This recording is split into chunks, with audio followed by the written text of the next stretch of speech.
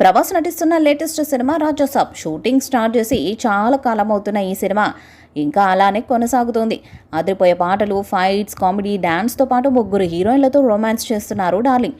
First horror romantic comedy movie Raja Saab.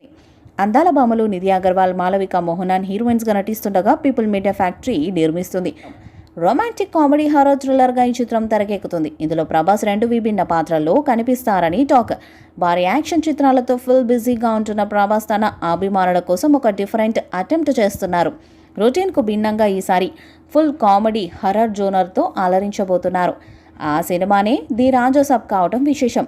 అగ్ర నిర్మాణ సంస్థ పీపుల్ మీడియా ఫ్యాక్టరీ 300 కోట్లకు పైగా బడ్జెట్ వెచ్చించి నిర్మిస్తుంది.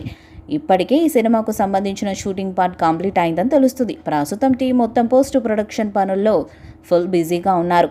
చివరగా ప్రభాస్ సలార్, కల్కి 2898 AD చిత్రాలతో అలరించారు. ప్రేక్షకుల నుంచి విశేష ఆదరణ పొందడంతో పాటు బాక్సాఫీస్ వద్ద కూడా విధ్వంసాన్ని సృష్టించారు. ఇక నెక్స్ట్ ది రాజాసాబ్ చిత్రం విడుదల కావాల్సి ఉంది. స్పెషల్ VFX టీం పనిచేస్తుందట. హర్రర్ జోనర్లో ఇప్పటి వరకు ఇండియా వ్యాప్తంగా వచ్చిన చిత్రాలతో పోల్చితే రాజాసాబ్ VFX నెక్స్ట్ లెవెల్ ఉంటుందని అంటున్నారు.